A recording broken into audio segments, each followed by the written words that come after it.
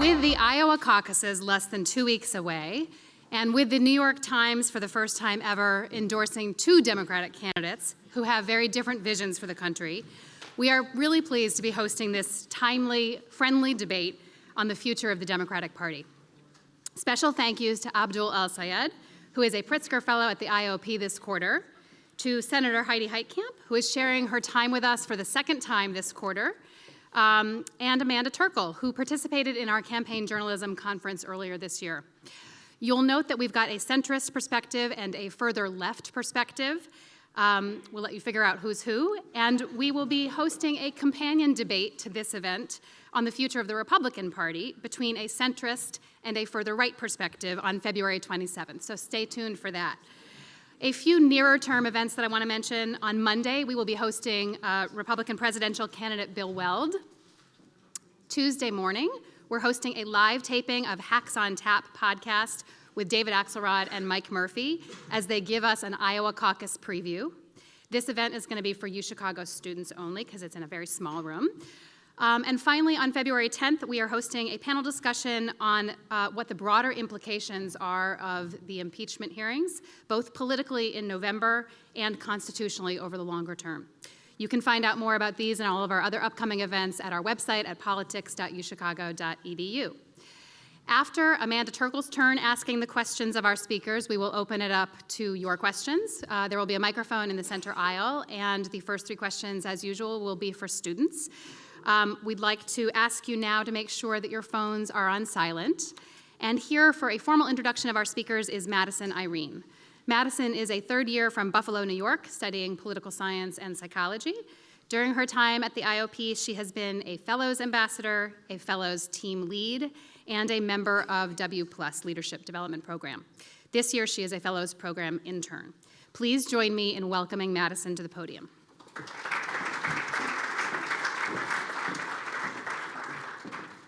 Hello, everyone, and thank you so much for coming out and for bearing the cold to come join us in this friendly debate.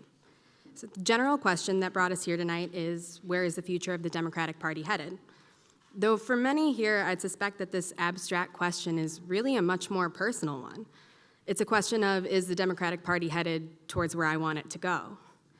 Tonight we have two fantastic guests who will be asserting their own opinions and preferences on the future of the Democratic Party. Abdullah Al-Saad is the former health commissioner of the city of Detroit, and in 2018 he founded Southpaw Michigan, a political action committee which works to elect progressive Democrats.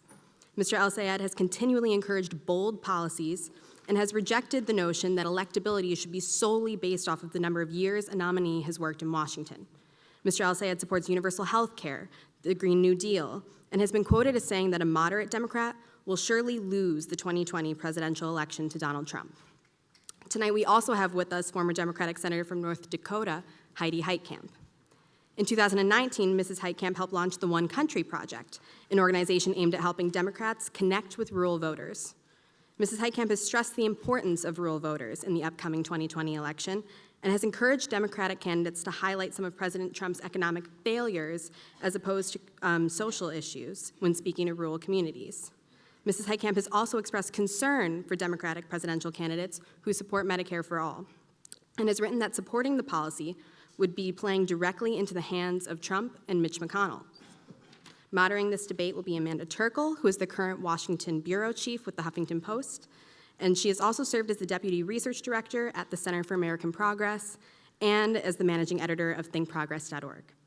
So again, I thank you all for joining us, and I hope that you are just as excited as I am to see our two guests politely go head-to-head with one another tonight. Thank you so much.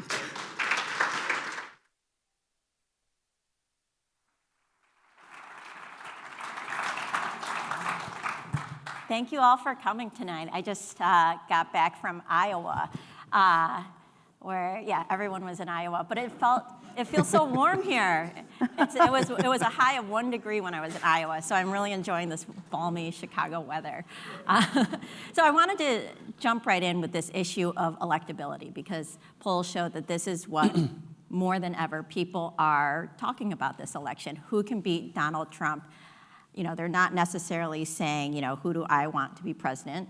who do I agree with, who can beat Donald Trump. So I wanted to hear from both of you, and I'll start with you, Senator.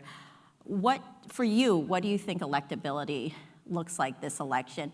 Or is this the wrong frame? Should we even be talking about who can beat Donald Trump? Is that a useless question that will lead perhaps down the wrong path? Well, my personal opinion is absolutely. It's probably the most critical question if you believe, as I do, that Donald Trump is an existential threat to the democracy and that you may have to compromise some of your values, you may have to compromise some of your ideology in order to basically get someone who can beat Donald Trump.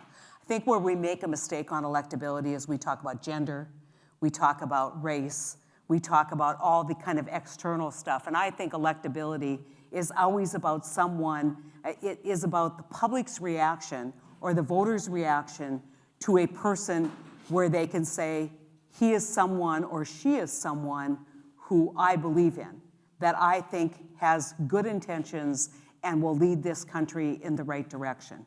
And so I think that it's critically important that we kind of understand where we are right now with politics. And to me, and I might get a disagreement here from my colleague, but to me, there is now a 40% solid voting base for Donald Trump.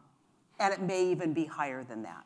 And certainly when you parse that through the Electoral College, you get frightening results. And we can talk a little bit about that. But there also, I think, is a huge group of people in this country. In fact, they're predicting record turnout where people will, in fact, come out and vote. And they will, in fact, say, if my person didn't make it through the primary, if I didn't get my opponent, I'm still going to be, working the doors. I'm still going to be doing everything I can. Donald Trump is a huge motivator. So the question is, how do you get a message to the 20% of the people, many of them independent Republicans, many of them conservative Democrats, many of them rural voters, who will in fact say, look, I'm ready for a change. I'm ready for somebody to make an argument to me that they can lead the country. And I think electability should be looked at in that lens and not the lens that we traditionally talk about it, gender, race, base turnout, because I think base turnout is going to happen without a lot of initiative. I think the play here in 2020 is going to be the moderate to conservative voters who don't like Donald Trump.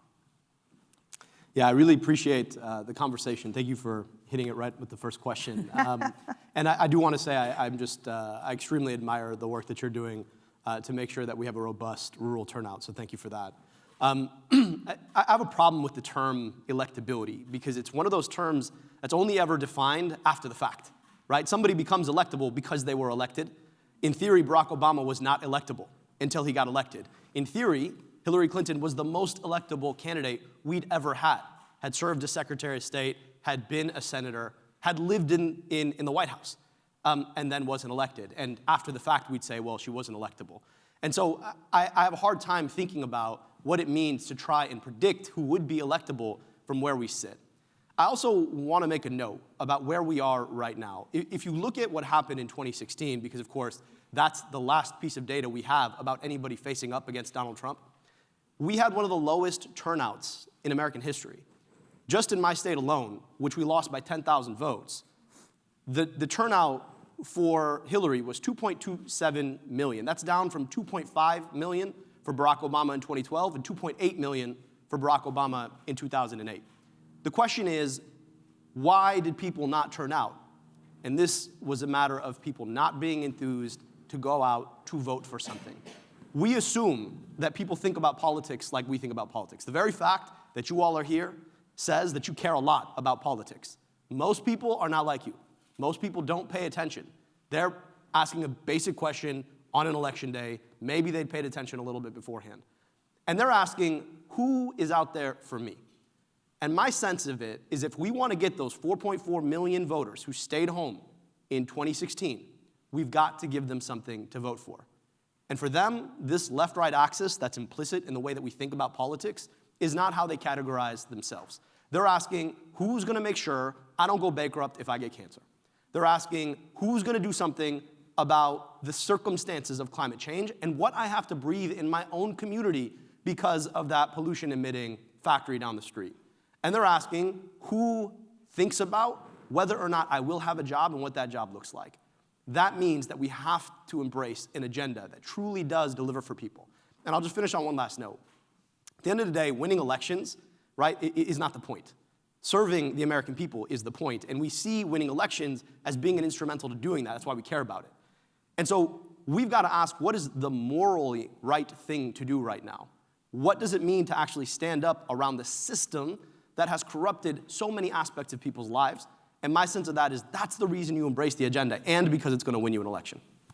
So do you think, and you alluded to this a little bit, that there is too much emphasis, maybe by the media or by politicians, placed on this ideological divide? I mean, I know that, when I was recently in Iowa, you talked to someone who's like, I like Bernie first, but then second, or I might like Pete Buttigieg or Joe Biden, who ideologically, obviously, are very, very different. But, arguably, if, there needs to be some focus on their policies because Joe Biden's term will look very different than Bernie Sanders, but maybe not as different as it would from Donald Trump's.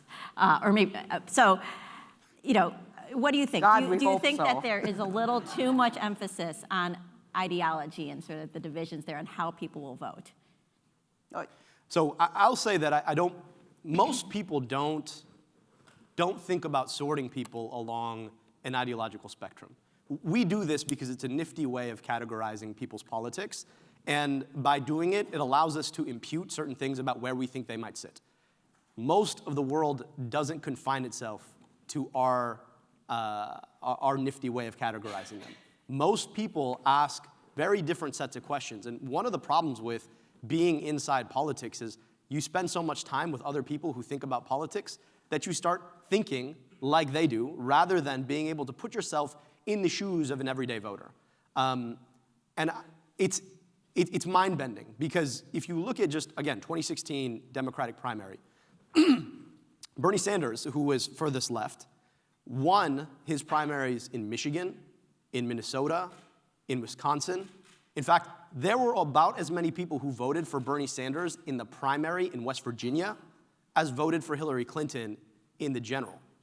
And so these folks aren't asking, well, how far left is he, and where do I sit on this continuum, and therefore, where should I be picking? They're asking, who seems to be thinking about my problems?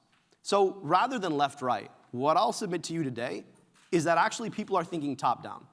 Is this person interested in me and my well-being, or are they more interested in the institutions that seem to be putting me down everywhere I go?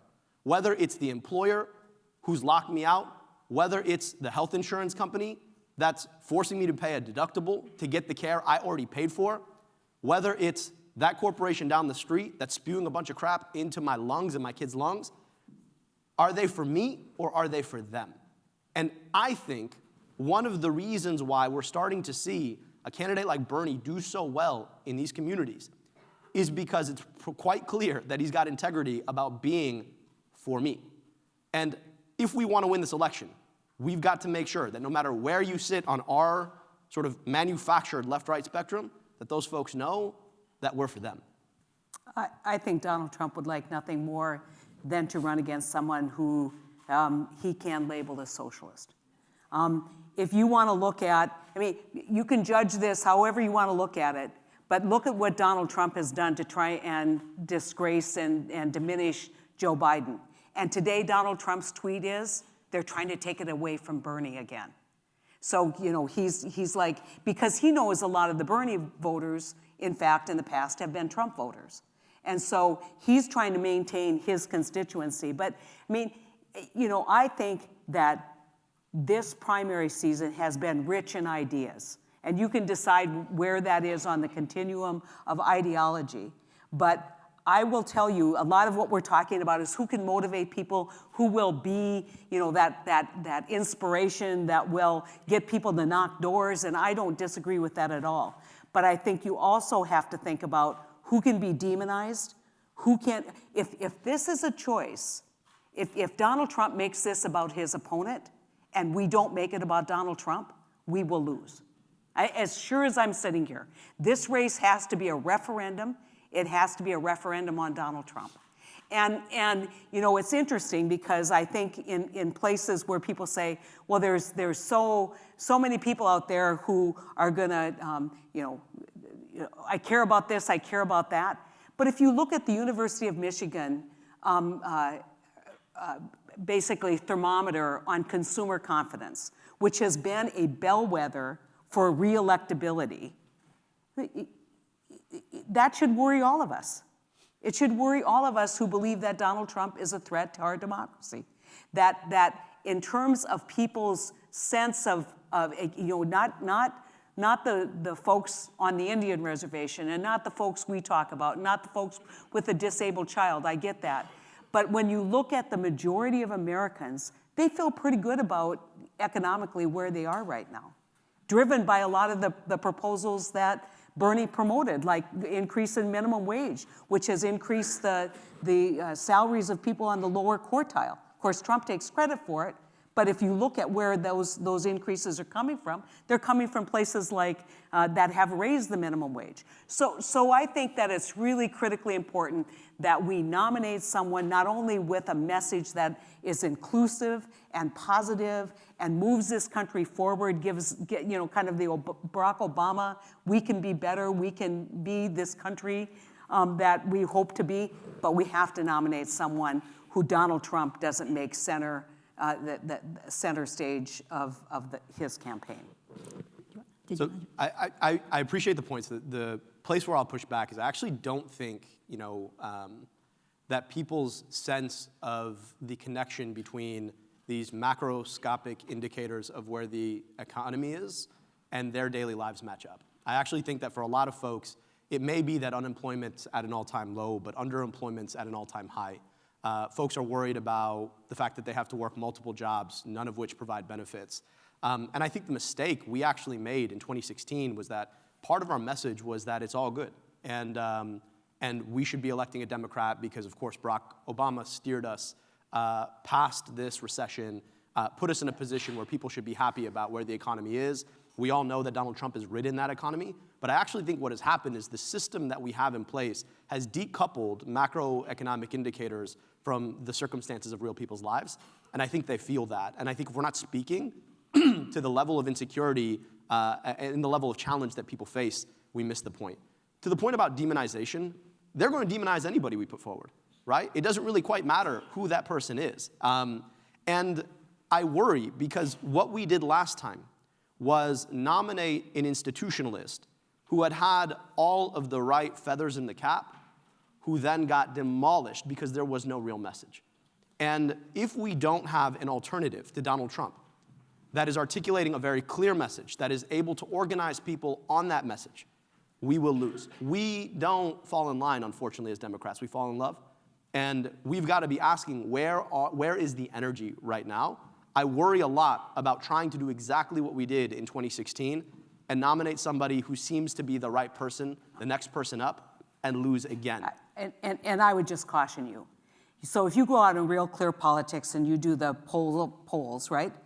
And you click on his favorabilities, he's consistently, I mean his, by the president's, he's consistently between 43 and 45%. And it really doesn't move much. But you click on his economic performance, he's got +8, +10 in terms of his economic performance rating, and it's over 50%. And so if people are voting those macro issues, and they feel like, you know, I'm doing okay, I'm optimistic, you know, they hear every day that unemployment's at 3.5%, and I come from a part of the country where he has decimated our economy. He's decimated the farm economy with his trade policies. And those people will still walk over hot coals for him because they believe that he has their best interest at heart. And so I would just say, you know, and maybe it's just we've gotten so used to the James Carville, it's the economy, right? Stupid.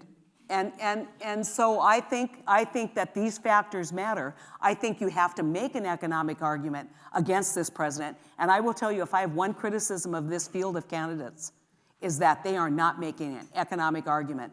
They're making an argument for healthcare. They're making an argument for, expansion of Social Security, free college education. They're making all those arguments, and you could say, well, those are the economic arguments. They aren't the economic arguments to the average American. They're not. It's like, can I afford to retire? Can I afford this? Can I afford that? And healthcare is probably a classic example, and we're not going to agree on what the solution could be for healthcare, but I am telling you that these economic indicators, these polls of polls on his job, his economic performance, and these polls of polls, when a push comes to shove, and people have to say, do I plug my nose and vote for this guy again? The reason why people are going to plug their nose and vote for this guy again is because of the economy. So I don't disagree with you. I think you've well established that Donald Trump is going to be a strong candidate. And I actually think that the reason he's going to be a strong candidate is because he was able to speak to a level of economic anxiety, both in your part of the country and mine. I'm from Michigan. There's probably not a place in the country that has been more decimated by his policies, be it the trade war and what it has done to manufacturing or to agriculture. Those are the two biggest industries in my state.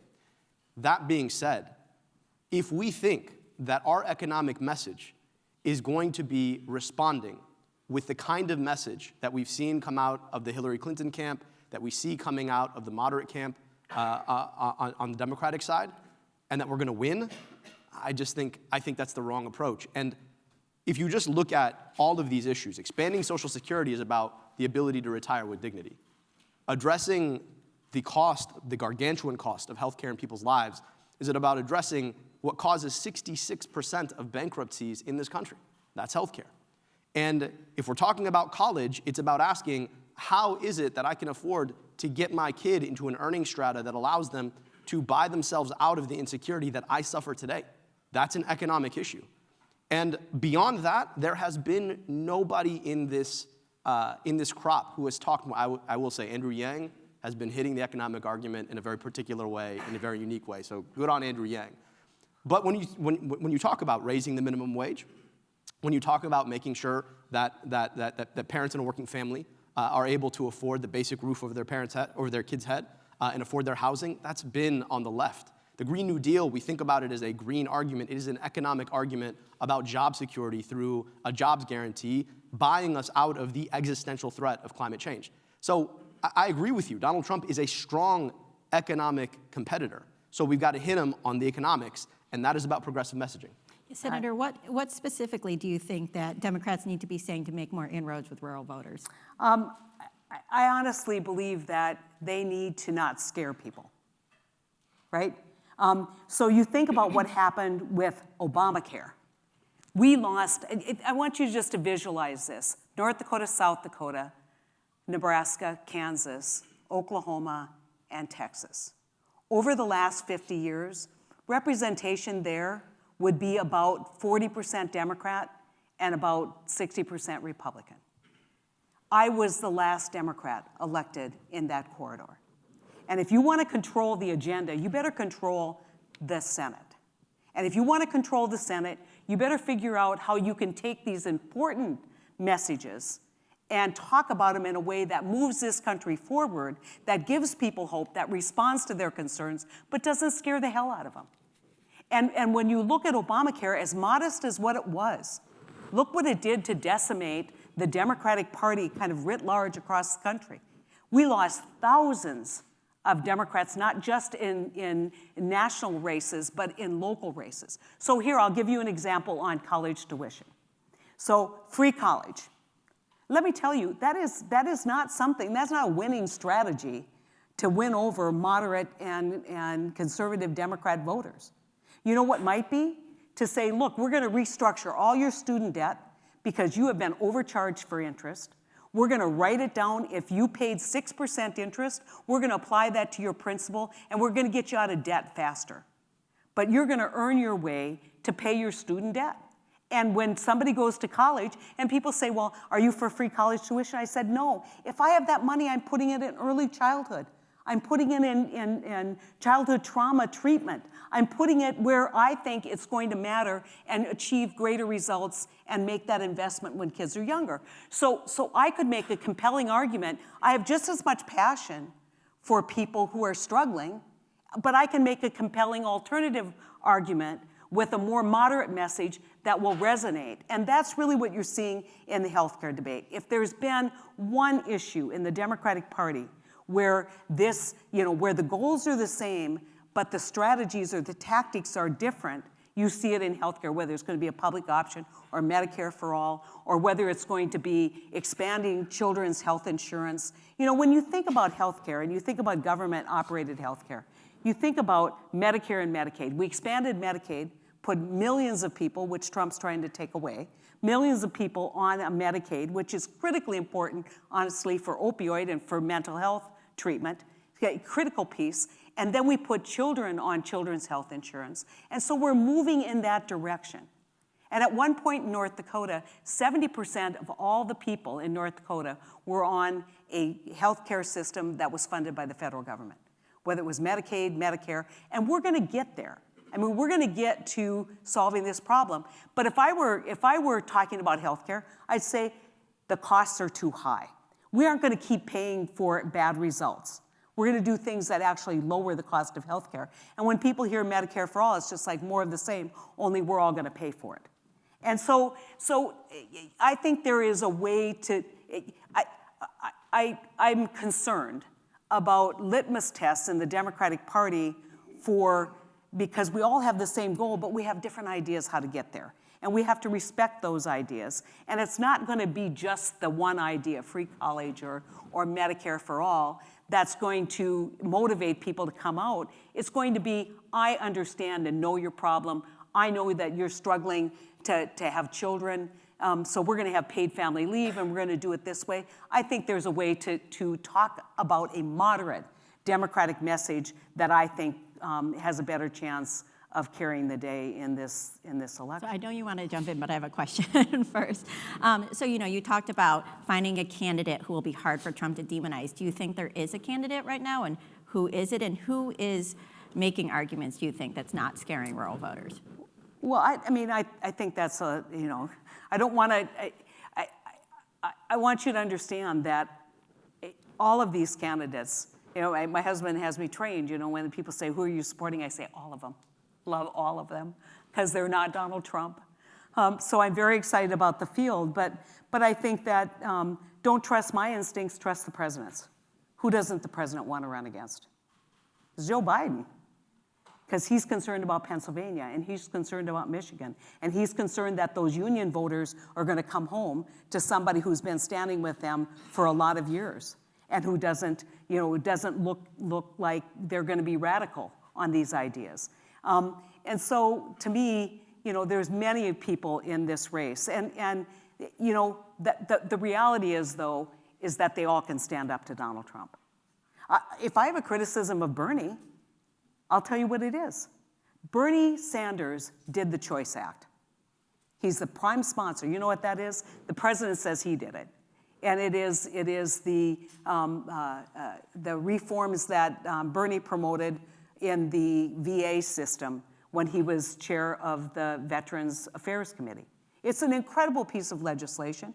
Bernie cares deeply about veterans, and he lets Trump get by with saying he did the Choice Act.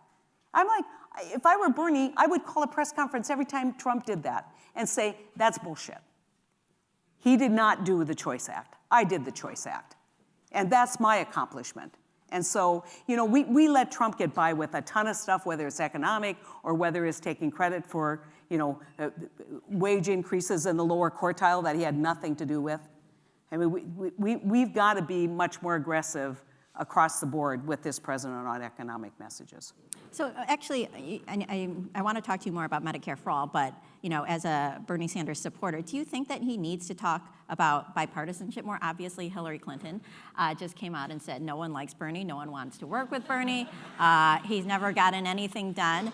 That's not fair. Right. So you don't think that's true as someone Choice served Act. with Bernie?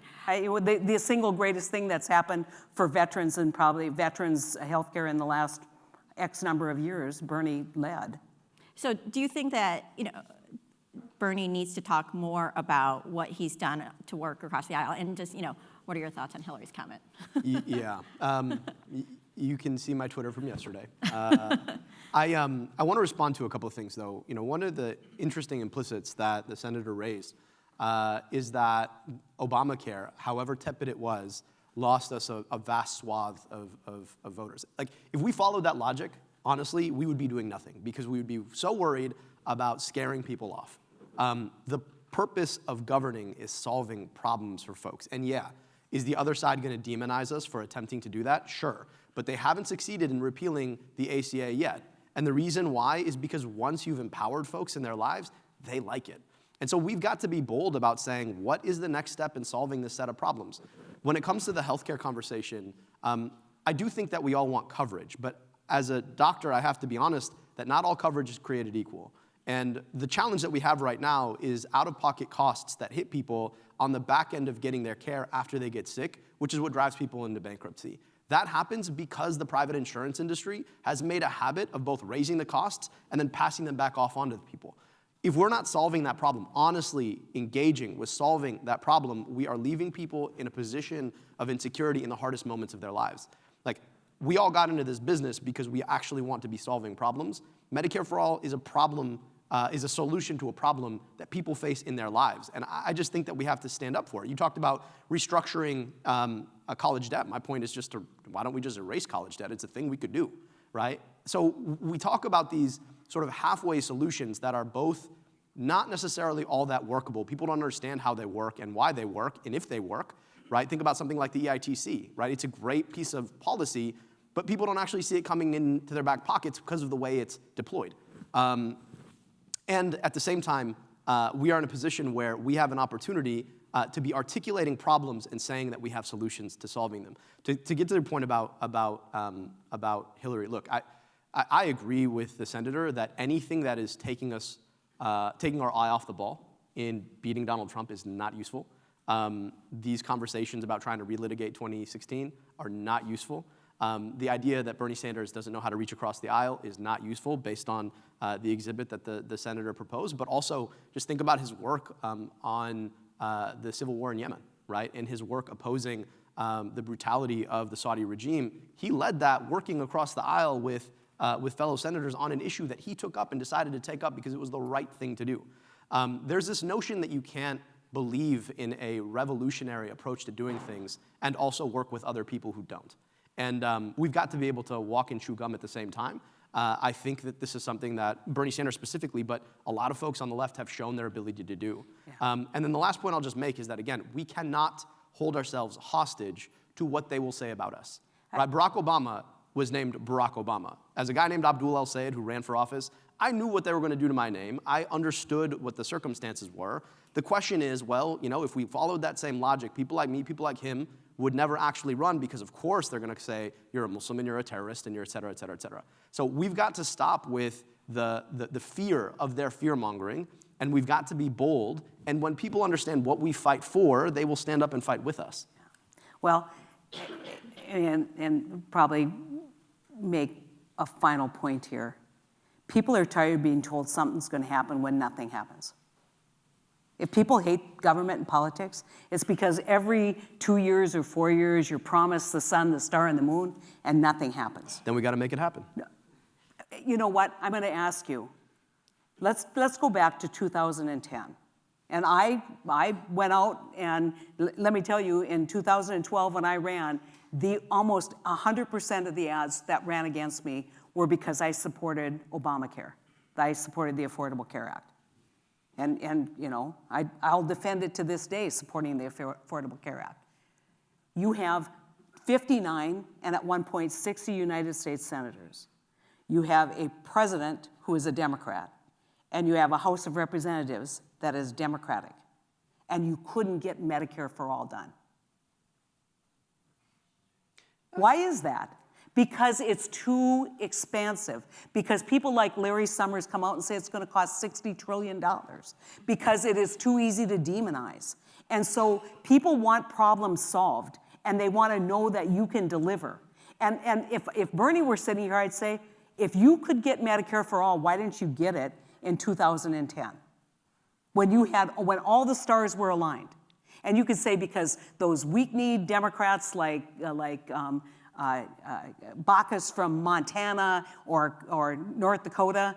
Let me tell you that the one thing that you have to do is you have to be realistic with voters on what you can do. You have to show them that you can get things accomplished. And when you promise the sun, the star, and the moon, you lose credibility. And I would say, why didn't we restructure student debt? And so I know why we didn't, and I know what the obstacles were. And so I think that a moderate message that moves us in the direction and that actually tackles these problems, that people can say, yep, I get it, that would move us forward. That's a message that people can believe in, that people can say, yes, it can happen, and I think that at the end of the day, it's a winning message. Although, do you think that Trump had a moderate message? Because it seemed like he had a very extreme message, and people. I don't think he had an extreme message at all. He didn't have a policy message. He had a message of grievance. Do you think Hillary's message was too liberal? I think her message was too detailed and not inspirational enough. That's exactly the point. So inspirational has to mean that you're going to do something serious and big. Like very rarely do you think football. Right? Use a crude sports analogy for a second. Nobody ever says, we got to rally so we can go kick a field goal from the 35th, right? We need to score a touchdown. And right now, the problem is that we end up doing this thing of trying to negotiate with ourselves before we ever even get to the negotiating table from the other side. So the reason we couldn't get Medicare for All done is because the leadership was focused on, how about we take a conservative healthcare strategy, which is exactly what Obamacare was. It was hatched out of the Heritage Foundation and then passed by Mitt Romney in Massachusetts. Why don't we take a conservative healthcare strategy and then try and make it Democratic policy and think that somehow the conservatives weren't going to push back? And then when we did, we worked, before we ever even got to the conversation with Republicans, we were so busy trying to negotiate with the healthcare industry that we took things like public option off the table. And so part of the bigger picture here also that we haven't touched on is the fact that we on the left, unfortunately, as Democrats, have been too busy accommodating all of these industries that have been paying for our campaigns for far too long when it comes down to making policy that is better for people versus better for industry. And so you look at the ACA, it literally implanted the health insurance industry into American healthcare moving forward. We all know that the reason why healthcare is too expensive, inequitable, and ineffective is because we have a private health insurance system. And when we take their money and then sit down and ask them what they want, we're never going to be able to deliver on the ends that we want to deliver on. And so it's not just about the policies, it's about a system of politics that says that actually if we believe in working people, we have to invest in working people, we have to ask them to be a part of campaigns that we run, and then when we get to the table, it's not about what industry wants anymore, it's about what we can build movements around. Yeah, and I would say that in healthcare, when people say the biggest problem in healthcare is private insurance, be careful. It's not private because when you look at the medical device manufacturers, you look at the prescription drug industry. I'll give you an example, and my doctor, my husband's a physician, okay? So he comes home this week and he says, guess what? We have a rapid strep test that we charge about $80 for, and we can get the results within 4 minutes. Now, the powers that be say we need to change that strep test, right? Now we're going to charge $160, and you have to wait for 30 minutes. And the patient is not going to wait for 30 minutes to find out if they have strep throat, right? So it's not that much better. It's not that much value added. Sure. So he went out on Amazon.com and found out that he could buy 25 of the rapid strep tests for $1.50 each. That's what's wrong with healthcare. But you know why? We are overpaying for healthcare, and it's not about insurance. It is about how we deliver healthcare. And the more disruptors like Amazon, the more disruptors we have, the more the industry, whether it's the healthcare providers, the doctors, the hospitals, are going to have to change the way they do business because of the disruption. And we've got to encourage disruption. That's just not how it works. The powers that be, are the health insurers. They're the ones who man. decide what's going to be reimbursed and at what rate. I mean, I That is- that is I how it could not works. disagree more. But maybe just and, like- and so we can. I mean, we fine. aren't going to have a debate on health care, but I will tell you that the providers have a lot more Well, I mean, power I in think- So how wait, they we have deliver about- health we- care than But the that's what insurers. we're here to do, right? Yeah. We're here to have a debate Not about on where health the insurance. party is going. Yeah. And I think if you agree that Medicare for all is a fundamental question about where the party is headed, then we do have to have a debate about health care. And if we want to have a debate about healthcare, the question is, what are the problems with respect to the incentive sets that exist in healthcare as it stands? Yeah. And who sets those incentives? And the point of Medicare for All is about creating a government monopsony that allows the government to negotiate those rates and make decisions about how things get reimbursed. Whether it's debating with the industry. When it is Donald Trump's CMS, Centers for Medicare and Medicaid, when they're the ones doing the negotiating, how do you feel about that? I mean, look, Right? I mean, at some point, this is about politics. This is about who's in charge. And so when you put the government in charge, then whoever is sitting in that seat is the person in charge of your health care. He's taking away your health care. This is the problem with what the Democrats are doing right now. Donald Trump is in court today taking away Medicare, Medicaid expansion. He's in court today taking away your protections for pre-existing conditions. He's in court today taking away your life-saving screenings that you should get for free. So we should never have expanded Medicaid then? Because it would take- Absolutely, we should have So, but that's the expanded point, Medicaid. right? We should be fighting to expand those services. but you're the one and if Republicans criticizing want to pull the them Affordable back, Care that's Act. fine. I'm not criticizing Affordable Care. I'm just saying it didn't go far enough. So Abdul, what will happen with Medicare for All and that movement if Elizabeth Warren and Bernie Sanders lose? Well, look, we'll keep going. I mean, it's not like this goes away because two candidates who ran on it don't win. I mean, we have a lot of work to do to make sure that they do. So a critical But- question. But the question was asked to me. Yeah. The point that I'm making is people want this. This is not just about candidates fighting for it. This is about grassroots coming together, recognizing that right now the situation is not tenuous, and that we have to be fighting for policy that actually benefits everyday folk. And that's going to mean butting right up against the health insurance industry and the tech industry and the pharmaceutical industry and the hospitals. Yeah, and what happens to Medicare for All and the Affordable Care Act if Donald Trump wins? You know, That's keep the fighting. question we should be asking. And so, you're going to see the reason why the Republicans have consistently opposed any kind of expansion of Medicaid, any kind of expansion of the Children's Health Insurance Program, any kind of expansion of allowing people to buy in early in Medicare, and a public option is because they know this is moving in a trend direction that will achieve the result in the long term. And so, which is competition in the marketplace for people to basically get affordable health care. It's hard for me as a doctor to look people in the eye and say, just wait for the long term. It's just hard. So I'm not willing to cede it to some long term while people right now can't afford basic health care simply because we have decided that we're going to assent to an industry that's unnecessary. And I agree with you. They're going to keep trying to repeal those things. That's what they do. But the fact is, when you actually pass real, meaningful legislation, it's really hard to claw back. That's why, after 3 years, the Trump administration still hasn't figured out how to do it. And it lost in the midterm. Yeah. So my sense is that let's score a touchdown, right? And if at some point we get stopped and we have to kick a field goal, I'm fine getting 3 points. Okay, So I just want one point. We have about 2 minutes of questions, so I'm going to let both of you say something. But one point. You know why we still have the Affordable Care Act? Because I was able to get reelected or get elected in North Dakota. If I hadn't been elected in North Dakota and it had been a Republican sitting in my seat, the Affordable Care Act's gone. And so my point is, you better learn how to win elections, and not just elections on the coast, not elections among your base, because if we just play a base game, we're going to become ungovernable in this country. And so to me, let's get the politics right, and then we can move the policy in the right direction. So the only response I'll make is that implicit to that argument is that you're arguing that a more progressive candidate could not have won in North Dakota. And I'll just say that the last Democratic primary for president, Bernie Sanders won 64%. It was a caucus, it wasn't a primary. 64%. And 200 people showed up. Okay. Okay, we're going to move to questions.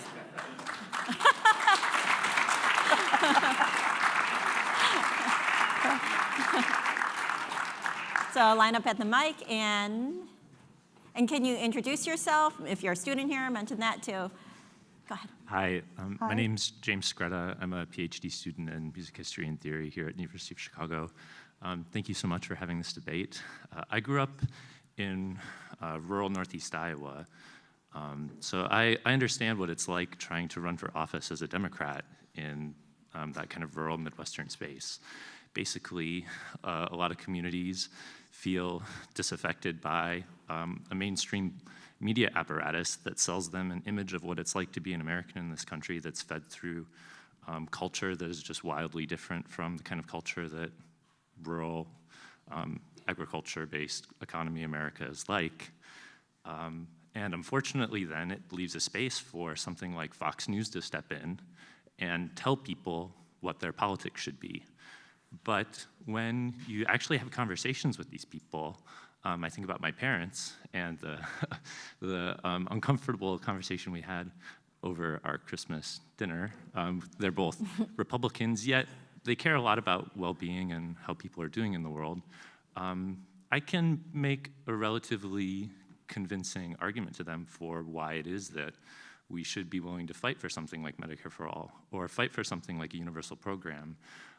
The only thing that seems to be really getting in the way is just like a bought and paid for opinion that is fed to them. But when you have a real conversation without, the media stepping in between and getting in the way, I think there's a lot of room to not let people be to rest in the kind of fear that these conservative media institutions.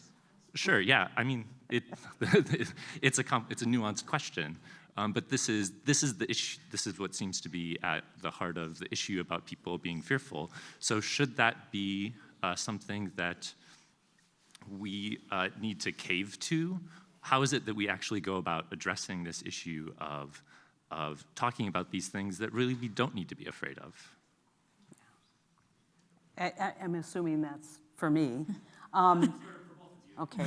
I think that there's an old adage, and it's unfortunate in politics, if you're explaining, you're losing.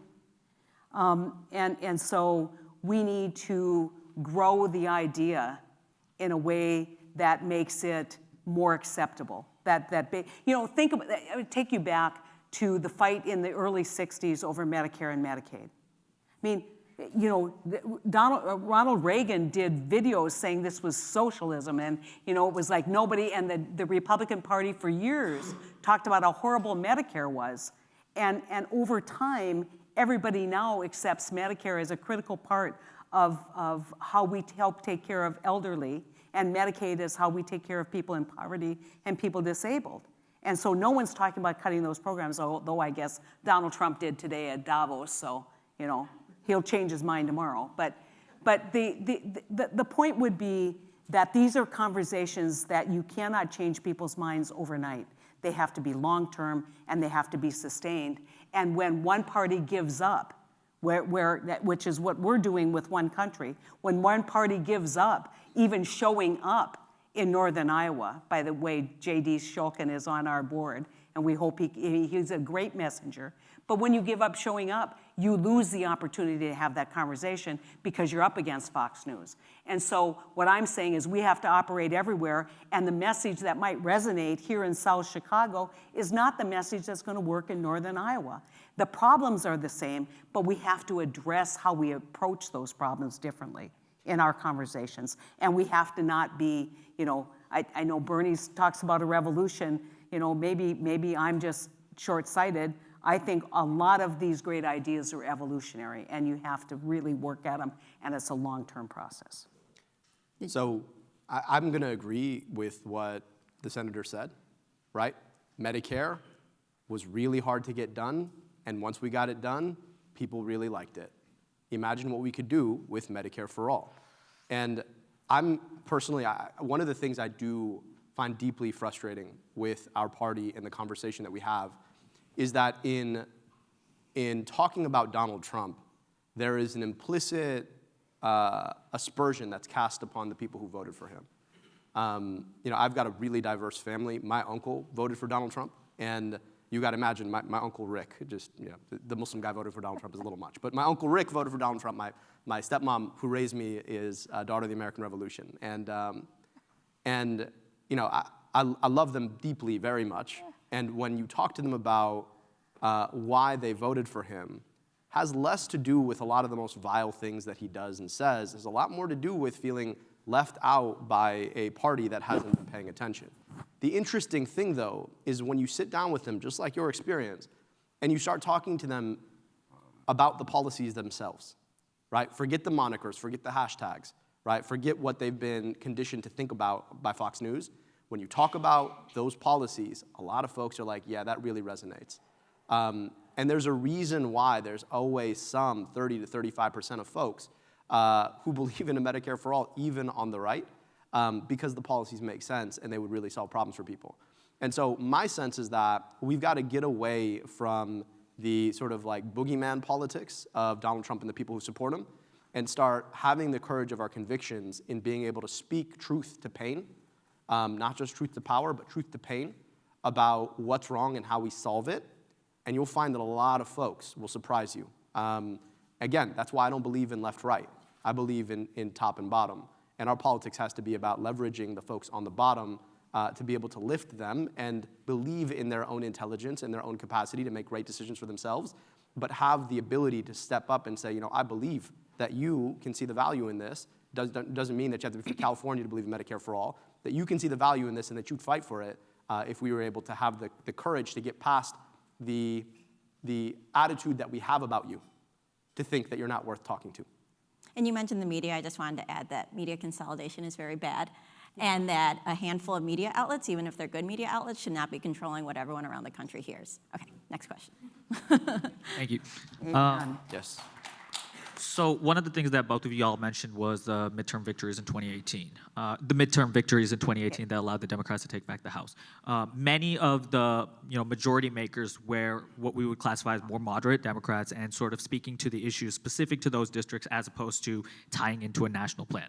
So in 2020, when there's going to be a presidential candidate at the top of the ticket, do you think that there will be space for down ballot candidates to, if they need to, distance themselves from the top of the ticket?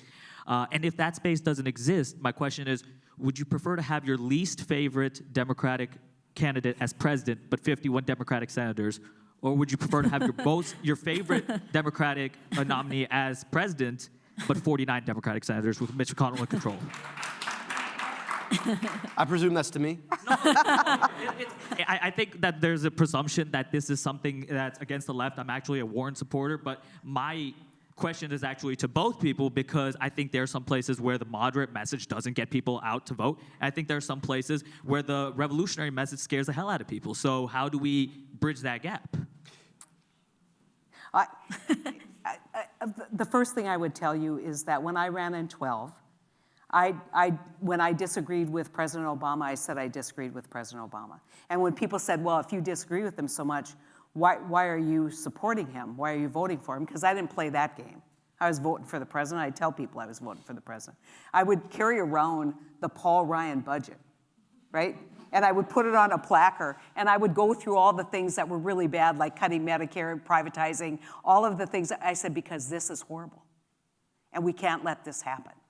And so each candidate is going to have to figure out what their comfort level is. But I will tell you, and there's probably some political scientists in this room, we've done a lot of study on Senate races. And in 2016, it is the first time that every senator who was elected from a political party was elected from the same political party that represents the election in the presidential race. By that I mean no senator was able to get elected in a state where Donald Trump was elected in 16. That tells you that these down ballot races have become nationalized in the world of Trump. And it's going to take a very clever candidate to basically break that stranglehold. And so I think there's a couple places, Colorado, Maine, those theories are going to be tested again. But I would tell you, your question is very, very wise.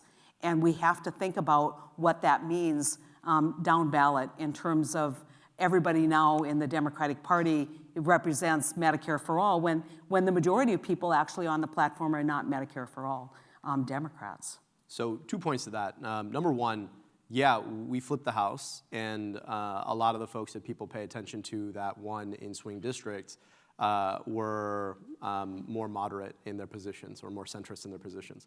At the same time, we also turned a lot of deep blue districts substantially more progressive, right? And that was another part of the story. By running against other Democrats. Other Democrats. Yeah. And I'm totally cool with that. In fact, I think it ought to happen, because if people are not well served ideologically by the people who represent them, then they're not being well represented. That's how democracy is, right? And so I think there's been a shifting in this country. I also think, to be honest, it's going to be really interesting longer term to think about what the Republicans do after Donald Trump. Because at some point, they're going to wake up with a real bad hangover. And I'm serious. They're going to have to figure out, they're going to be like, look, demographically, we're just losing. Like, fact of the matter. I mean, if you just look at what happened in Texas, Beto O'Rourke took the 4 biggest major metros in Texas by 800,000 votes, right? And Obama had won those by 100,000 in 2012, right? So a lot of these major metros in traditionally red states are growing big time, because folks like you are graduating here and going there, right? So that's happening in Georgia, that's happening in Texas, that's happening in Arizona. So the map is changing, demographics are changing, and so they're gonna have to figure out, like, well, actually this like alienating people of color thing, right? And this like running on white nationalism thing, not gonna work very well in the future. So I'm interested to see what happens. I actually think that the full electorate is going to be like ratcheting left on things like climate change, which is at this point just really, really hard to deny, on white nationalism itself. And I may be wrong, a lot of people disagree with me on this. But what that says about what the left will do in response, right? Because in the end, elections are an exercise in contrast, is really interesting. I'll just say this. When I ran in 2018, I was really thankful to earn endorsements from AOC and Bernie Sanders. After I didn't win the primary, my opponent, who was in the general election, was substantially to the right of me, and Bernie Sanders came back to Michigan and rallied for her. We have this assumption, right? Like, the way the world works on Twitter is the way the world works.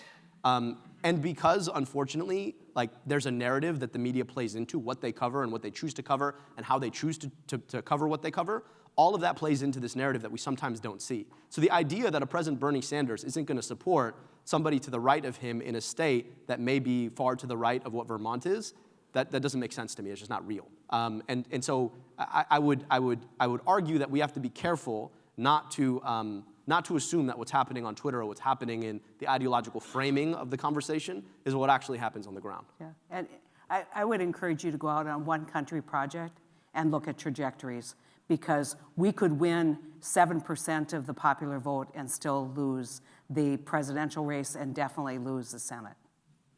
I know you didn't get your hypothetical. And partly because you're all moving, people are self-selecting their political ideology. I mean, my daughter lives in California. She didn't want to move to North Dakota. I keep trying to get her there. Okay, go ahead. Come to Michigan. Well, Michigan, yeah, come to North Dakota and I'll introduce you to some of the folks that used to vote Democrat. Trust me, I could do the same in Michigan. Yeah. Hey guys, thank you for the talk. Sorry. My name is Heider, and I'm also a medical student here.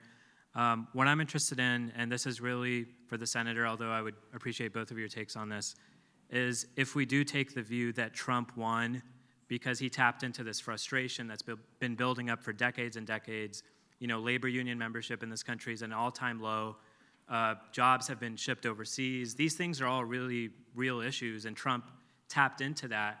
So if we go back to electing someone like Joe Biden, you've kind of corrected course for 4 years, but what happens after that? Those same things that have been happening that made Trump happen in the first place are still going to go on. And then my second question is around how you make change. If we look at the greatest accomplishments that the Democratic Party has made in the 20th century, the New Deal, civil rights, those massive things, they were not if we were to cave to this idea that you got to be moderate, you got to be centrist, you got to not scare people.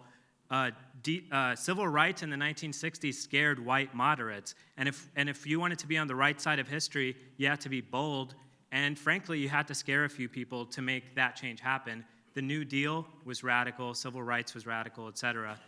So when you have that legacy, how can you say that the only way to make change is through the center?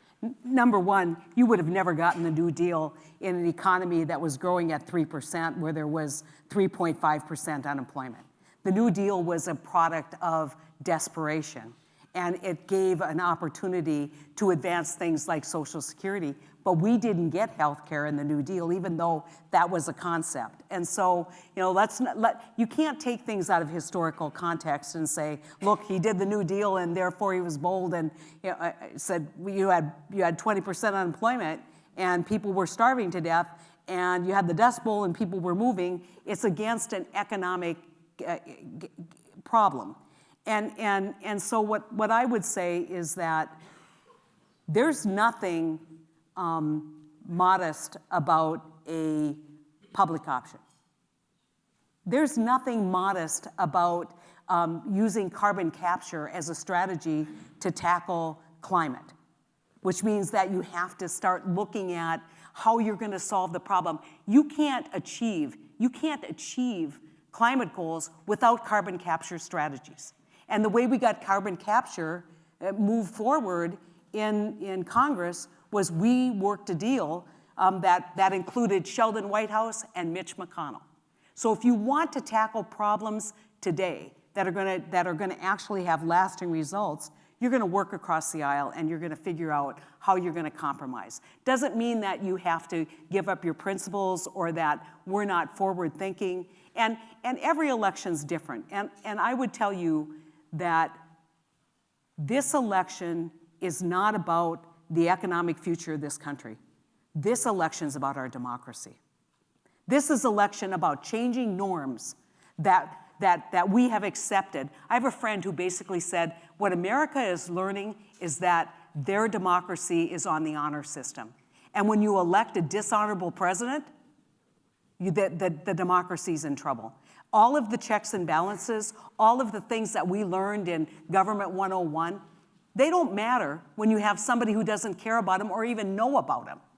And so, and maybe I'm talking too much like Joe Biden for people in the room, but what got him in the race was seeing the institutional challenges that we have that are unraveling and saying, we need to put that back together before we begin this process of moving our country forward in a direction that deals with income inequality, that deals with climate, that deals with access to healthcare, that deals with systemic and generational racism that is tearing our country apart if we don't fix it, and bringing our country together. So the only thing I'll push on is just to say that I do agree that our democracy is on the line. But I think what is tearing at the fabric of our democracy are these structural features of deep structural inequality.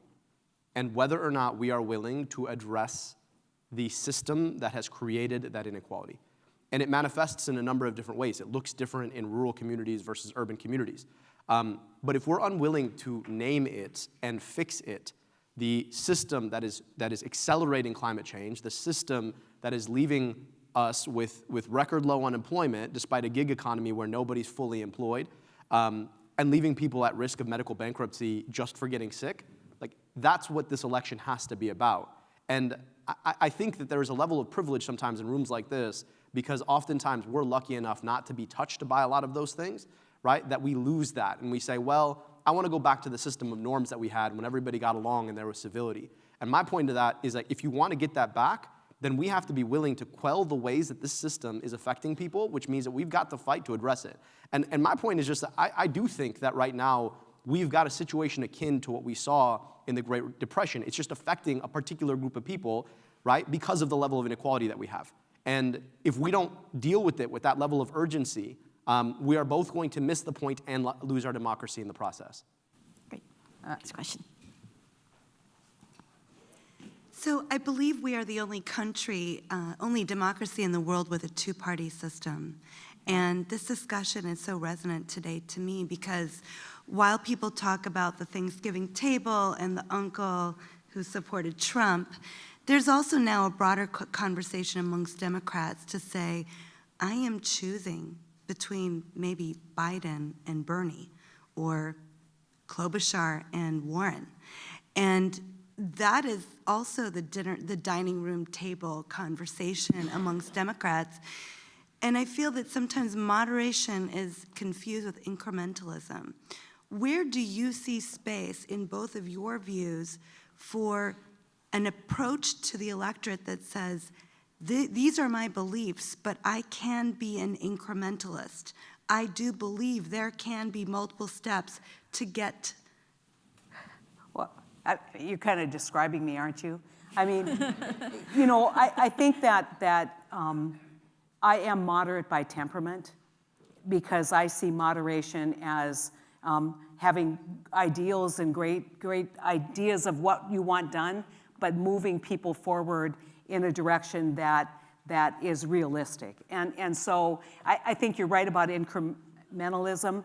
I can point out, ironically, being someone from an oil and gas producing state, someone from a coal producing state, I would tell you that I think the single most significant climate legislation that was passed in the 6 years that I was there was the carbon capture stuff that we did.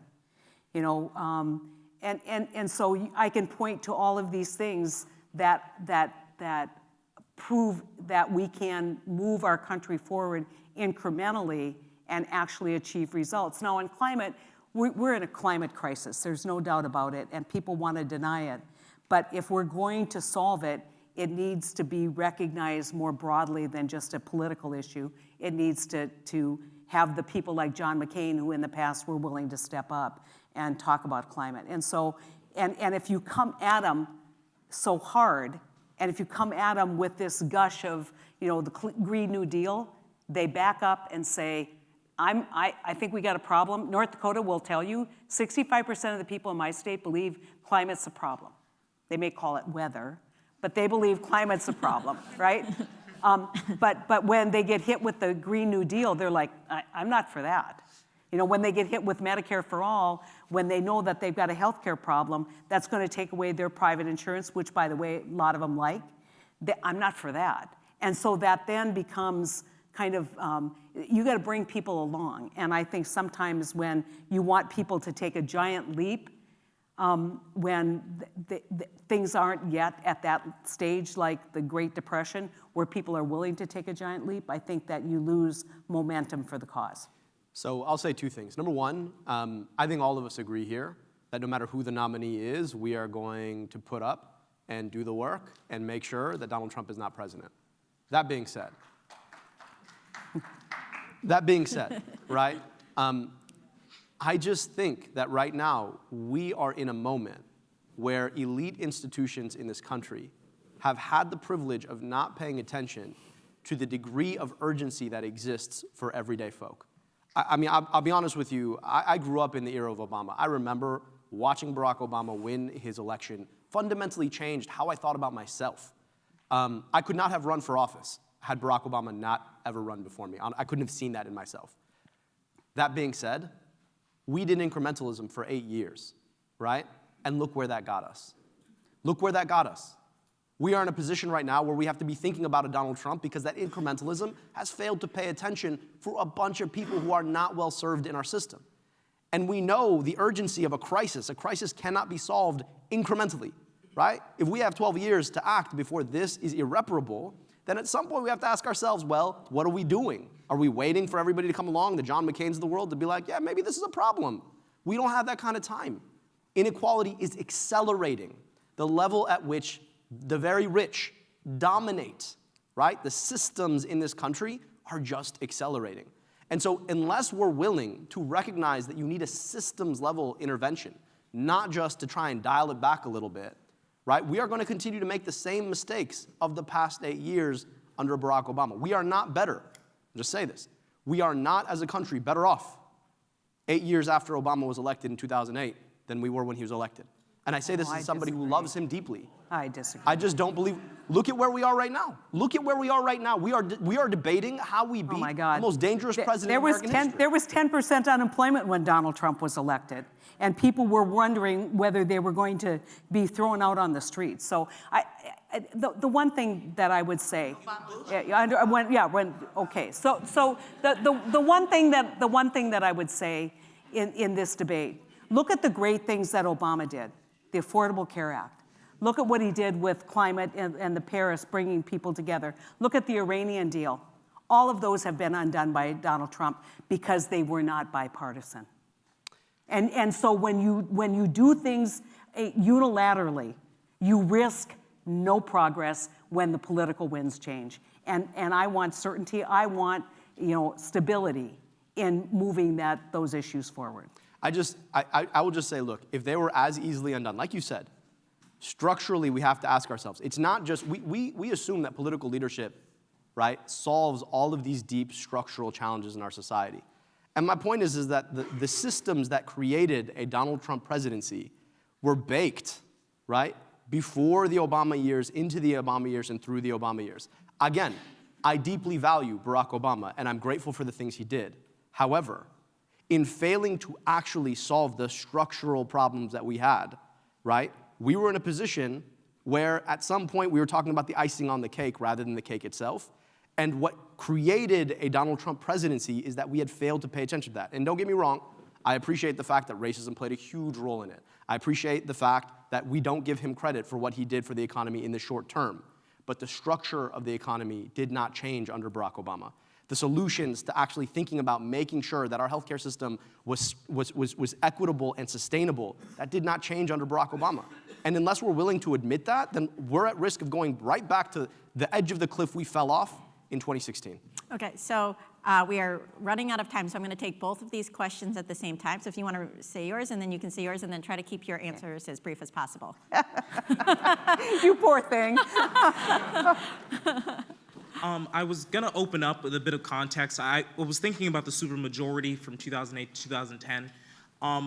I don't understand how we were able to lose sight of Medicare for all. And then I was thinking about it a bit.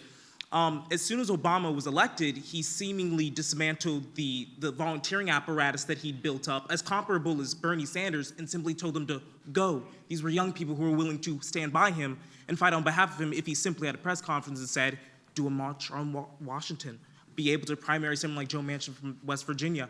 What do you two think about galvanizing young people like myself? I've talked to a number of people in my family. They don't care. But all of a sudden, Andrew Yang comes up, talks about $1,000. They might care again. What do you guys think about galvanizing people who've never been a part of the political process and actually weaponizing real fervor among young people? Because the time among boomers, I mean, that's kind of, I'm sorry, guys.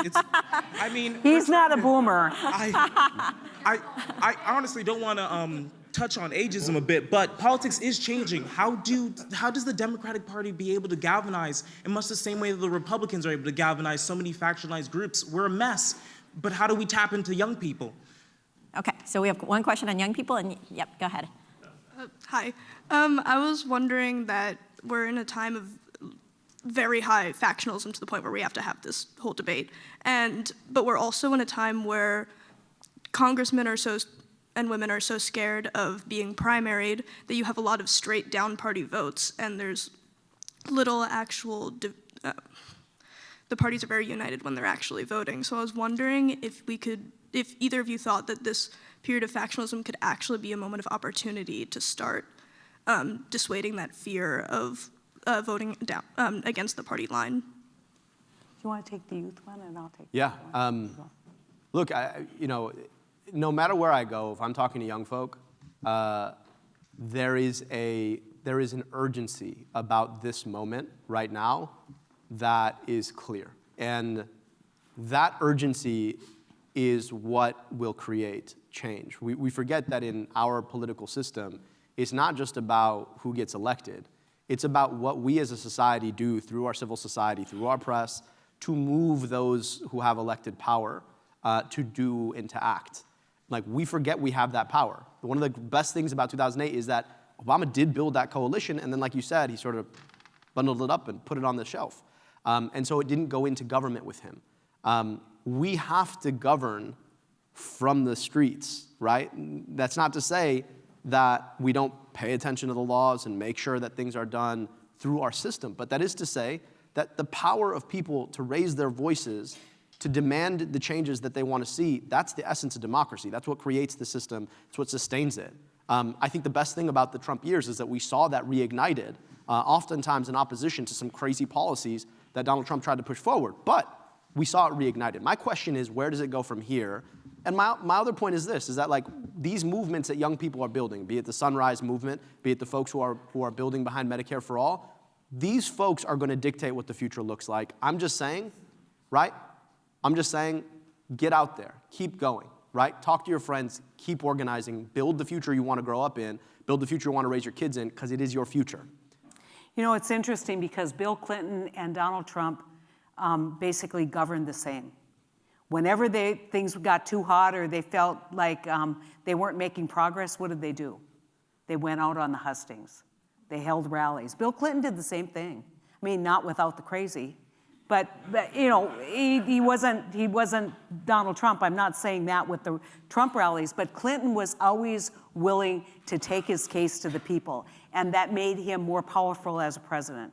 I think Barack Obama did not do enough of that, and he could have kept up that kind of coalition, that spirit, and be able to march into Washington with all of the support that he received when he was out there. I want to talk about, you know, a lot of, to your question about people being afraid of being primaried and everybody votes the party line, and I think the best thing that's come out of this polarization is movements in this country to try and have dialogue.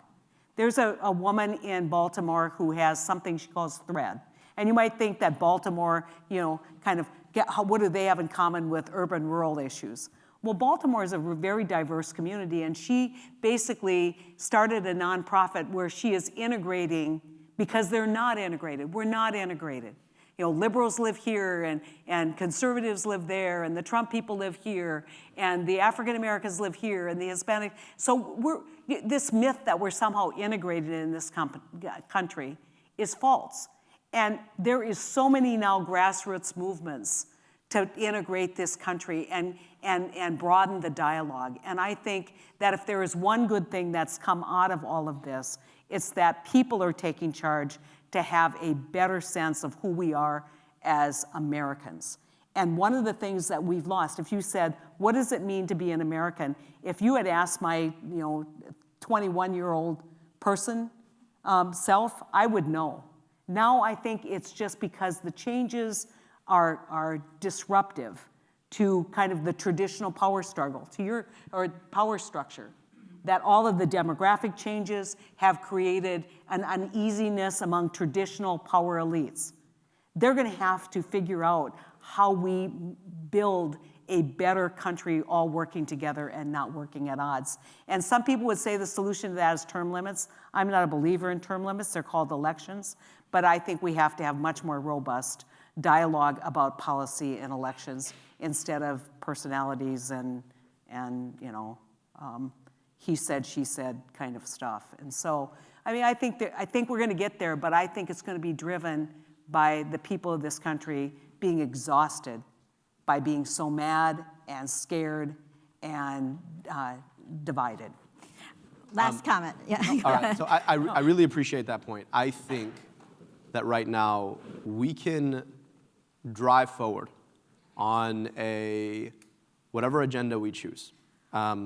The thing that I think I find most frustrating in this political moment is that sometimes we fail to empathize with folks and ask, what is the pain that drives the choices that you make? And I'm not saying, obviously, that does not necessarily apply to Donald Trump, but a large swath of our country voted for him. And I think it's really worth us asking why.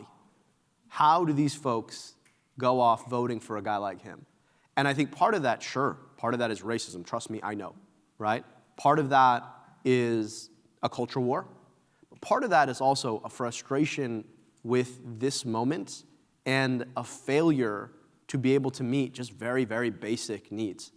My hope is as we wage our politics, that there is always a level of empathy that we bring to it to ask, why does this person in front of me do what they do? And how can I try and be just a little bit more human with them? I think that does suggest certain policy goals that we should have, but at the same time, it also should mean that we wage our politics with kindness. That means that we wage our politics with honesty and truth, And at the end of the day, that you can smile and look somebody in the face and say, you know what, we share this country and I'm grateful for that, even if we disagree on which direction it needs to go. And I think as young people, as we do drive forward and take our democracy by the horns and take it in the direction that we think it needs to go, I hope that if we can infuse some of that, right, get away from some of the cancel culture on Twitter, get away from thinking that, you're either with me or against me, but being able to say, like, who are you as a human, even if we're trying to do this hard work of building a country together and the times are hard right now. Great, thank you to Abdullah Al-Saad and Senator Heitkamp, and thank you for coming.